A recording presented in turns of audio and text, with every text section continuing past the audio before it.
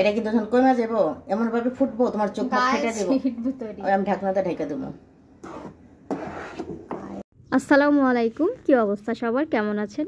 একটা বড় পাতিল নিয়েছি, অনেক টমেটো সিজন, তো এখন টমেটো সস না দিলে কি হয়, পেঁয়াজ, তেঁতুল আর একটু আদা রসুন বাটা দিয়ে দিয়েছি।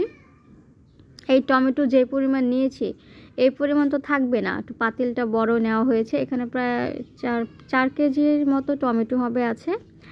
আপনাদের পরিমাণটা আমি বলে দিচ্ছি। এখানে 4 কেজির পরিমাণ টমেটো আছে। আপনাদের টেস্ট অনুযায়ী সব কিছু দেবেন, যে যেরকম টেস্ট পছন্দ করেন। এখন দিয়ে দিব এগুলোকে সেদ্ধ করার জন্য মানে বসিয়ে রাখবো চুলাতে। পানি দেওয়া লাগবে না, টমেটোর নিচের থেকে অনেক পানি ছাড়বে। দিয়ে দিয়েছি। এখন সব কিছু দেইনি, এখানে আরও অনেক কিছু দিতে হবে। টমেটো সসটা ঘরে বানালে ভালো, বাচ্চাদের জন্য স্বাস্থ্যসম্মত। সিদ্ধ হয়ে গেছে, এগুলোকে এখন ব্লেন্ড করে করে চেলে নিচ্ছি। বাসায় চাল নিয়ে আছে, সেটা দিয়ে চেলে টমেটোর যে দানা, তেঁতুলের দানা, ওগুলো আলাদা করে ফেলছি। আর দেখতে পারবেন কি সুন্দর একটা গ্রেভি হয় একদম।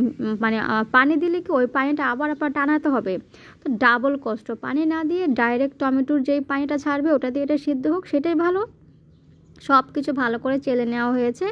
এখন এই যা যা দেওয়া লাগবে, এখন দিয়ে দিলাম ভিনেগার। সব কিছু আন্দাজ মতো দিয়েছে, যেহেতু সবসময় রান্না করে পাক্কা রাঁধুনি, তার একটা আন্দাজ হয়ে গেছে, তার কোনো মেজারমেন্ট নাই, সে তার আন্দাজ মতো দিয়ে দিয়েছে। কি দিল এটা দিল সিরকা। এখন সোডিয়াম বেনজির যেটা বলে, সোডিয়াম বেনজির ওটা দিয়ে দিচ্ছে। 1 চামচ দিয়েছে। এটা তো আপনার টমেটো সসে লাগবে। টমেটো সস না হলে অতটা ভালো হবে না খেতে, এটা অবশ্যই দেওয়ার চেষ্টা করবেন। সোডিয়াম বেনজিন এটার নামটা আমি 3 বার বলেছি, অবশ্যই আপনি বুঝতে পেরেছেন। না বুঝতে পারলে অবশ্যই আমি কমেন্ট বক্সে জানাবেন, আমি আবার বলে দেব।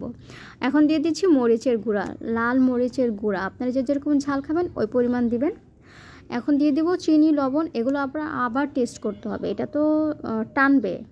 আমরা যে সিরকাটা দিলাম এই সিরকার পানিটাও থাকবে না, টেনে যখন এটা অর্ধেক হয়ে যাবে তখন আবার আমাদের লবণ আর চিনি টেস্ট করতে হবে। এখন লবণ দিয়ে দিয়েছি, এখন তার পরিমাণটা বোঝা যাবে না, যখন এটা টেনে আসবে তখন আমরা বুঝতে পারবো যে আমাদের এখানে লাগবে কি লাগবে না। এখন দিয়ে দেবো স্বাদ মতো চিনি। আপনারা আপনাদের স্বাদ মতো চিনি দিয়ে দিবেন। চিনি দিয়ে দিয়েছি পরিমাণ মতো, এখানে প্রায় আধা কেজি চিনি দিয়েছি। এখানে টমেটোর সস 4 কেজিতে মনে হয় এখন 2 কেজি আছে, তাহলে টেনে এটা আরও কিছু কমে যাবে। ওই সব কিছু মেজারমেন্ট করলে দেখা যাবে 1-1.5 কেজির একটু বেশি থাকবে, মানে সব কিছু এভারেস্ট করে দেখা গেল। যাই হোক, খুব সুন্দর একটা কালার চলে আসছে টমেটোর সসটার। ঘরোয়া টমেটোর সস বাচ্চাদের জন্য রেখে দেবেন বানিয়ে, সবার জন্যই ভালো, স্বাস্থ্যকর। বসাই দিলাম চুলায়, এটা হইতে থাকুক। এটা রেডি হয়ে যাবে, তখন আপনাদেরকে আবার দেখাবো বয়মে যখন ভরে ফেলবো। এই যে রেডি হয়ে গেছে আলহামদুলিল্লাহ। জারে, কাচের জারে এগুলো সংরক্ষণ করার চেষ্টা করবেন, বছরখানিক খেতে পারবেন, কোনো সমস্যা নাই।